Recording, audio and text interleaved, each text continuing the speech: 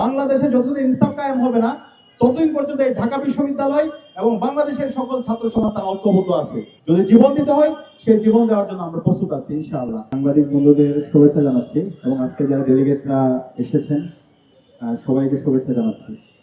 শুরুতে শ্রদ্ধার সাথে স্মরণ করছি বাংলাদেশের আজাদী আন্দোলনের সকল শহীদদের, 1947 সাল থেকে শুরু করে 52 ভাষা আন্দোলনের সকল শহীদদের, 1971 মহান মুক্তিযুদ্ধের সকল শহীদদের, 90 স্বৈরাচার বিরোধী আন্দোলনের সকল শহীদদের এবং দীর্ঘ ফেসিবাদ বিরোধী আন্দোলনে শহীদ আবরার ফাহাদ থেকে শুরু করে ক্যাম্পাসে শহীদ নোমানী সহ সকল ছাত্র শহীদদের এবং সর্বশেষ জুলাই বিপ্লবে শহীদ আবু সাইদ, শহীদ ওয়াসিম, শহীদ আলী রায়হান, শহীদ শান্ত সহ বিপ্লবের যে 2000 আমাদের ভাই বোন শহীদ হয়েছে তাদের শ্রদ্ধার সাথে স্মরণ করছি এবং আমাদের আধিপত্যবাদের বিরুদ্ধে, আগ্রাসনের বিরুদ্ধে ইনসাফের পক্ষে কথা বলতে গিয়ে সর্বশেষ আমাদের সহযোদ্ধা শহীদ উসমান হাদিকে শ্রদ্ধার সাথে স্মরণ করছি।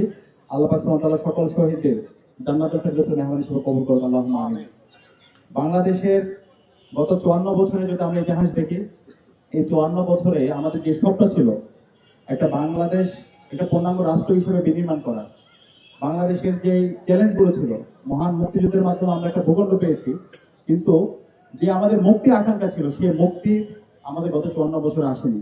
আমাদের এখানে অর্থনৈতিক শোষণ, রাজনৈতিক নিপীড়ন, সাংস্কৃতিক গোলামির মাধ্যমে আমাদেরকে যেতে হয়েছে এবং সর্বশেষ এই জুলাই বিপ্লবের মাধ্যমে আমাদের প্রত্যাশা ছিল এই সকল শোষণ থেকে আমরা মুক্তি পাবো এবং এই সকল শোষণের বিরুদ্ধে গত 16 মাস জুড়ে আমাদের সহযোদ্ধা শহীদ উসমান হাদি কথা বলেছেন। তিনি দিল্লির তাবেদারদের বিরুদ্ধে কথা বলেছেন, সকল যে প্রতিষ্ঠানগুলোকে ভেঙে চুরমার করে দেওয়া হয়েছে সেই কথাগুলো বলেছেন। বাংলাদেশের 18 কোটি মানুষের যে অব্যক্ত কথাগুলো শহীদ উসমান হাদি চমৎকার ভাবে গত 16 মাস জুড়ে বলেছেন। তিনি একাই লড়াই চলে গিয়েছেন, সাংস্কৃতিক আগ্রাসনের বিরুদ্ধে তিনি কথা বলেছেন এবং তিনি বিকল্প একটা সাংস্কৃতিক প্রতিষ্ঠান তিনি তৈরি করেছেন, একটা সাংস্কৃতিক বিপ্লবের তিনি ডাক দিয়েছেন। আমরা তার ইনক্লাস সেন্টারকে দেখতে পেয়েছি। একই সাথে কিভাবে মোকাবেলা করতে হয়, কিভাবে শত্রুর সাথে আমাকে কথা বলতে হবে সেটাও তিনি আমাদেরকে দেখিয়েছেন। তার প্রত্যেকটা বক্তৃতায় তিনি ইনসাফের কথা বলেছেন এবং এটাও বলেছেন ইনসাফের সাথে আমার যে প্রতিপক্ষ আছে, আমার যে শত্রু আছে তার প্রতি আমার ইনসাফ করতে হবে। তো শহীদ উসমান হাদির আমরা যারা সহযোগিতা আছি, আমাদেরকে বাংলাদেশে ইনসাফ কায়েম না হওয়ার পর্যন্ত আমাদের লড়াই থামানো যাবে না, আমাদেরকে লড়াই চালিয়ে যেতে হবে। আমরা কি পারবো? ইনশাআল্লাহ। এই যাত্রায় আজকে আমাদের যে সাইকেল র্যালি হচ্ছে, এখান থেকে বার্তা হলো আমরা সবাই ঐক্যবদ্ধ আছি। বাংলাদেশে যতদিন ইনসাফ কায়েম হবে না ততদিন পর্যন্ত এই ঢাকা বিশ্ববিদ্যালয় এবং বাংলাদেশের সকল ছাত্র সমাজ তারা ঐক্যবদ্ধ আছে। একই সাথে আমরা আমাদের শহীদদের যে স্পিরিট, তাদের যে প্রত্যাশা, সে আকাঙ্ক্ষার আলোকে আমরা এই বাংলাদেশ বিনির্মাণ করবো ইনশাআল্লাহ। যদি জীবন দিতে হয় সেই জীবন দেওয়ার জন্য আমরা প্রস্তুত আছি ইনশাআল্লাহ। একই সাথে ভারতের যারা দিল্লির যারা দালালরা আছে, যারা এই বাংলাদেশে আবার ফেসিবাদ কায়েম করতে চায়, বাংলাদেশে যারা নব্য ফেসিস্ট হতে চায়, তাদের বিরুদ্ধে আমাদের প্রতিবাদ প্রতিরোধ জারি থাকবে। সামনে নির্বাচন আছে, বাংলাদেশের রাজনৈতিক দলগুলো সবাইকে আমরা আহ্বান করবো আপনারা ইনসাফকে ধারণ করেন।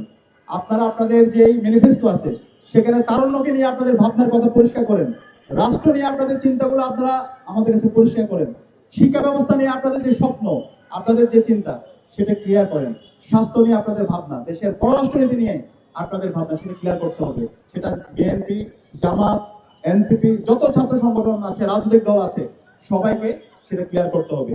সেই বার্তাটা আজকে আমরা আমাদের এই সাইকেল র্যালিতে দিচ্ছি। একই সাথে আমরা এই সাইকেল র্যালির মাধ্যমে আমাদের পরিবেশ সুরক্ষার মেসেজটা দিচ্ছি।